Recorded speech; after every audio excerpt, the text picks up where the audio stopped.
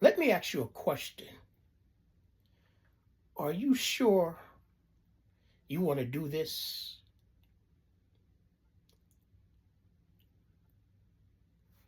Well, if you're ready, pull up a chair, pour your mug.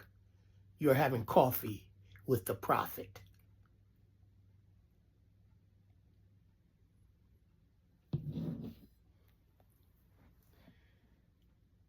Today, our core theme is going to be about, are you willing,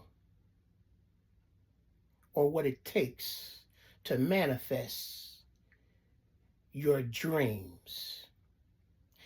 And I said that because a lot of times we'll say that for a long time, or we may have had a dream in reference of starting a business, uh,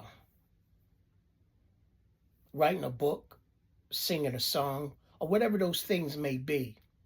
And we always, it seems as if there's always things that seem to get in our way. And a lot of times what happens is you got to resolve some things in your life, the things perhaps that's holding you back to go to the next level. I want to start out with a scripture here, and then after that, I want to touch base on, I want to share with you a dream that some time ago in the past when I was pastoring, this dream that I interpret with this young man that is going to tie into what our subject matter is today. I just want to start out with this here. Luke, the 14th chapter and the 28th verse. It says this: For which of you intend to build a tower, sitteth not down first and count the cost, whether he has sufficient to finish it? Less happy after he has laid the foundation and is not able to finish it, all that behold it began to mock him, saying, This man began to build and was not able to finish. Or what king going to make war against another king sitteth not down first and consult or consider whether he be able with 10,000 to meet him that come against him with 20,000? So I wanted to share that particular scripture there, because in our lives, a lot of times we've got to really deal with, and what happens, a lot of times what keep us from going forward, we have not dealt with the past. Remember I shared the other week as for the Sankova, which is an African verb meaning it's okay to bring back or to bring forth the things of the past, meaning going forward. So there's some things that in our past that a lot of times we need to deal with that holds us back from going forward, that stops us from manifesting our dreams.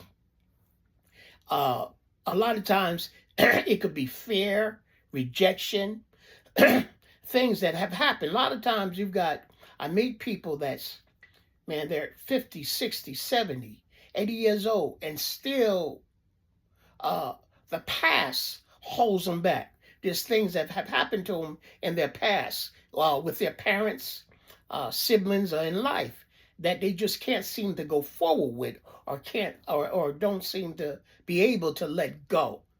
And I'm saying that those things that you have to let go now that you can move forward. You know, you may have had someone in the past told you never do anything. You could never amount to anything. It could have perhaps been a parent or somebody that you have had a lot of respect for. It could have been a teacher in school. I want to say that. I want to share this with you. It's sometime back when I was pastoring a church at this particular time, and was doing it was a member of mine, and he had this dream that just seemed to elude him. Uh, no matter what happens, and no matter how many times he would have that dream, he would wake up like in sweat. Uh, and at this particular time, he was a grown man. He probably was in his late 30s, early 40s at this particular time. And he'd been having it since he was a child.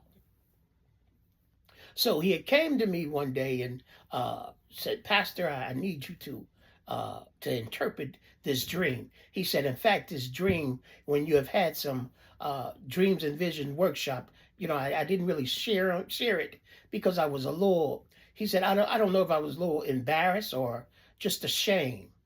So the dream was where, and a lot of people have these dreams where he he starts sharing his dream. And what happens in his dream, he said, Pastor, I was running and keep running, and I'm running all over the place, and my heart, and I'm tired, and I'm scared, I'm panicking, and I really don't know why. He said, all I could see is this big shadow, this shadow that's behind me.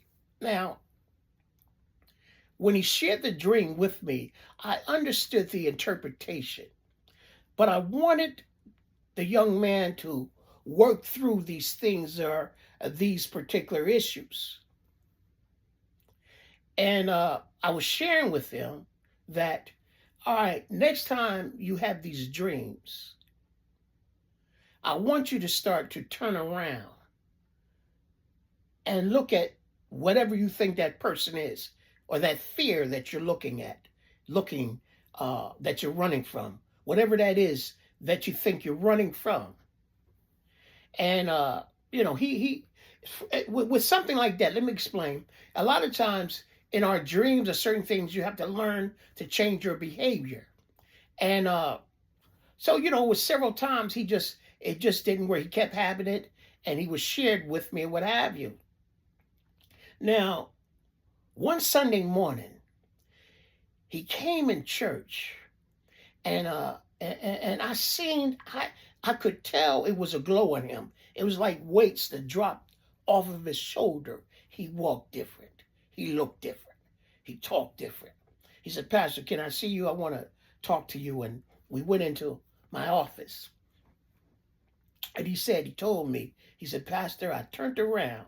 And see, prior to this, he had some things to take care of, some business. So it's been a few weeks before he even had been in church that I've seen him.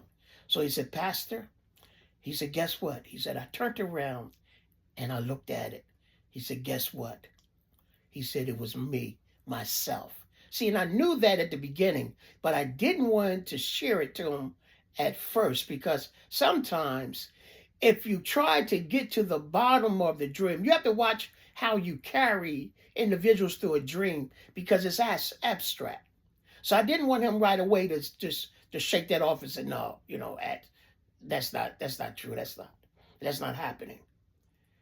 But so I realized, I knew what it was. And he said, Pastor, I realized it was me.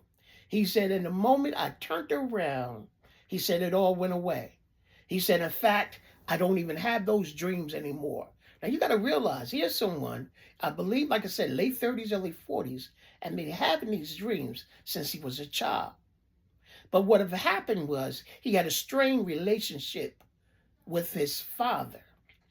His father was abusive, and very abusive to his mother and all. And he was a street type guy.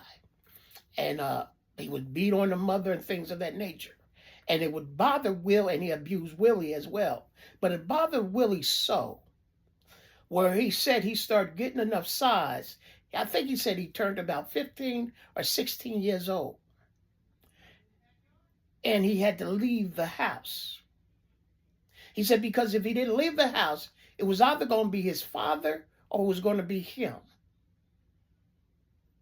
So he left the house. But to speed up things and everything else, so he carried this for a long time. In fact, he had some children. He had some son. He had a son or two outside of that since then. And he had a strained relationship with his sons.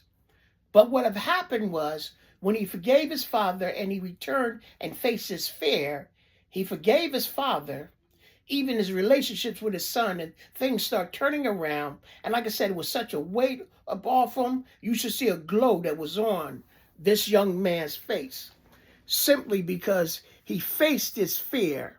The things was holding him back. In fact, it was affecting him in the relationship that he was in at this particular time. So a lot of times I want you to really begin to see and understand, we have to always begin with ourselves. A lot of times we can look at from the outside, and we've got to take responsibility, because where we once perhaps was a victim and couldn't fight back, it comes a point that now that victim mentality has to go. You've got to take responsibility, and you have to just, sometimes there's issues you have to forgive. And then forgiving is not really for them as much as it is for yourself. So it has nothing to do with how they respond. It's how you're free to go forward, and you being free. And now you can manifest the dreams that you've had. You can start dreaming all over again and start believing what the Lord has put in your heart. Let me ask you a question. Can you dream again? Are you willing to dream again? Well, you've been having coffee with the prophet.